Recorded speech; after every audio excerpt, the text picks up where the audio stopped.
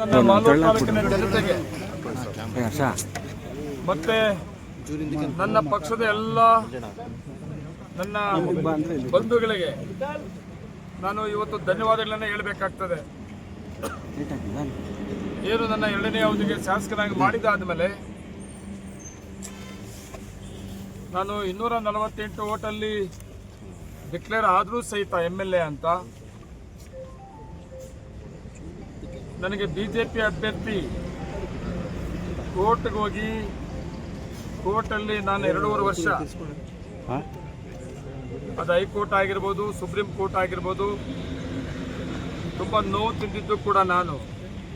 ನನ್ನ ಜೊತೆಗೆ ನನ್ನ ತಾಲೂಕಿನ ಜನತೆ, ನನ್ನ ಅಭಿಮಾನಿಗಳು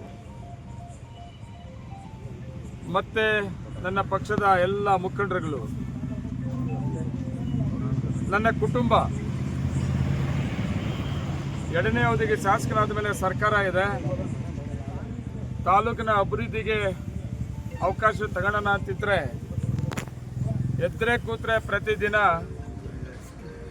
ಹೈಕೋರ್ಟು ಕೌಂಟಿಂಗ್ ಅಂತೆ, ಏನೋ ಆಗಾಗದಂತೆ, ಏನೋ ಮಾಡಿಬಿಟ್ಟವ್ರಂತೆ, ನಾನು ಗೆದ್ದುಬಿಡ್ತೀನಿ, ಅವ್ರು ಸೋತೋಗ್ಬಿಡ್ತಾರೆ, ರೀಕೌಂಟಿಂಗ್ ಆಗ್ತದೆ, ಎಲೆಕ್ಷನ್ ಆಗ್ತದೆ, ಇದನ್ನೇ ಕೇಳಿ ಕೇಳಿ ಕೇಳಿ ಕೇಳಿ ಆ ಕೋರ್ಟು ಇದನ್ನೆಲ್ಲ ಕೇಳಿಕೊಂಡು ತುಂಬ ನನ್ನ ಅಭಿಮಾನಿಗಳು, ನನ್ನ ತಾಲೂಕಿನ ಜನತೆ ಮತ್ತು ನನ್ನ ಕುಟುಂಬ ಕೂಡ ತುಂಬ ನೋವು ತಿಂದಿತ್ತು.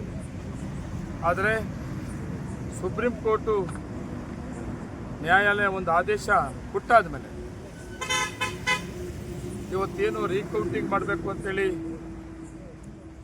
ಆಯಿತು, ಕೋರ್ಟ್ ಆದೇಶ ಆದ ಪ್ರಕಾರ ರೀಕೌಂಟಿಂಗ್ ಕೂಡ ಇವತ್ತು ಆಯಿತು. ಯಾವತ್ತೂ ಕೂಡ ಅಷ್ಟೇ ಬಾಬಾ ಸಾಹೇಬ್ ಅಂಬೇಡ್ಕರ್ ಸಂವಿಧಾನ ಕೊಟ್ಟಿದ್ದಾರೆ, ಆ ಸಂವಿಧಾನ ಗೌರವಿಸಬೇಕಾಗ್ತದೆ. ಆ ಗೌರವ ಕೊಡುತ್ತವರಿಗೆ ಆ ಸಂವಿಧಾನ ಗೌರವ ಗೊತ್ತಿರ್ತದೆ, ಇವರಿಗೆಲ್ಲ ಅದೆಲ್ಲ ಗೊತ್ತಿಲ್ಲ. ಅದರಿಂದ ಇವತ್ತು ನಾವು ಬಾಬಾ ಸಾಹೇಬ್ ಅಂಬೇಡ್ಕರ್ ಕೊಟ್ಟ ಸಂವಿಧಾನದ ನಂಬಿಕೆ ಇಟ್ಟಿರೋರು ನಾವು. ಇವತ್ತು ಕೌಂಟಿಂಗ್ ಆದರೂ ಕೂಡ ಯಾವುದೂ ಡಿಫ್ರೆನ್ಸ್ಗಳನ್ನು ಕಂಡಿಲ್ಲ, ಖುಷಿ ಆಗ್ತದೆ. ನಾನು ಎಲ್ಲರಿಗೂ ಏನು ಅಭಿನಂದನೆಗಳು ಹೇಳಿದ್ದೀನಿ, ಇನ್ನೂ ಒಬ್ಬರಿಗೆ ಹೇಳಬೇಕಾಗ್ತದೆ. ಏನು ಕೌಂಟಿಂಗ್ ಆಯಿತು, ಕೌಂಟಿಂಗಲ್ಲಿ ಅಧಿಕಾರಿಗಳು ಕೌಂಟಿಂಗ್ ಮಾಡಿದ್ದನ್ನ ಅನುಮಾನ ಪಡ್ತಾ ಇದ್ವಿ. ಪ್ರೊಸೀಜರ್ ಲ್ಯಾಪ್ಸ್ ಆಗಿದೆ ಅನ್ನೋದು, ಏನೋ ಮಾಡಿಬಿಟ್ಟವ್ರೆ ಅನ್ನೋದು, ಏನೋ ಅಕ್ರಮ ಮಾಡಿಬಿಟ್ಟಿದ್ದಾರೆ ಅನ್ನೋದು. ನಿಜವಾಗ್ಲೂ ಖುಷಿ ಆಗಿದೆ ಏನಂದ್ರೆ, ನನಗೆ ಅವತ್ತು ಅಧಿಕಾರಿಗಳು ಯಾರು ಮಾಡಿದ್ರೋ ಏನೋ ನನಗೆ ಗೊತ್ತಿಲ್ಲ. ಅವತ್ತು ನನ್ನ ಅಧಿಕಾರಿಗಳು ಅಲ್ಲ, ನನ್ನ ಸರ್ಕಾರನೂ ಅಲ್ಲ.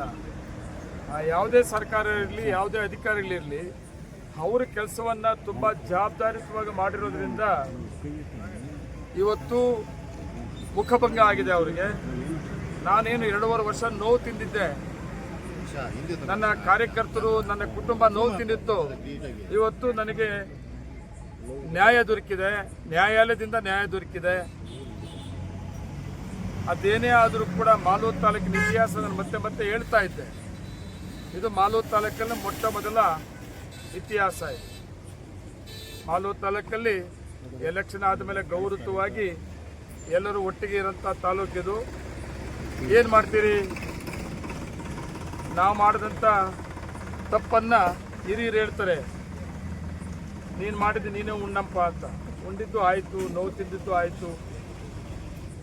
ಅದಕ್ಕೆ ದೇವರು ಮತ್ತು ಸಂವಿಧಾನ ಎರಡೂ ಕೂಡ ಉತ್ತರ ಕೊಟ್ಟಿದೆ. ಇವತ್ತು ನಾನು ಮತ್ತೆ ಇನ್ನೇನು ಮಾತಾಡೋಕ್ಕೆ ಹೋಗೋದಿಲ್ಲ. ನಾನು ತೀರ್ಮಾನ ಮಾಡಿದೆ ಇವತ್ತು.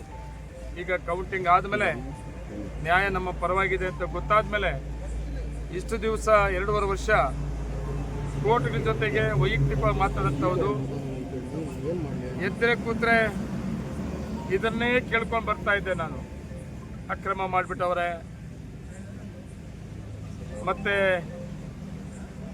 ಕೌಂಟಿಂಗ್ ಆಗ್ತದೆ, ಮತ್ತೆ ಎಲೆಕ್ಷನ್ ಆಗ್ತದೆ ಅಂತೇಳಿ. ಆದರೆ ಇವತ್ತು ಅದಕ್ಕೊಂದು ತೆರೆ ಆಗಿದೆ. ನಾನು ನನ್ನ ತಾಲೂಕಿನ ಅಭಿವೃದ್ಧಿ ಕಡೆ ಹೆಚ್ಚಿಗೆ ಒತ್ತಡ ಕೊಡಬೇಕು ಅಂತ ಅಂದ್ಕೊಂಡಿದ್ದೀನಿ. ಇವತ್ತು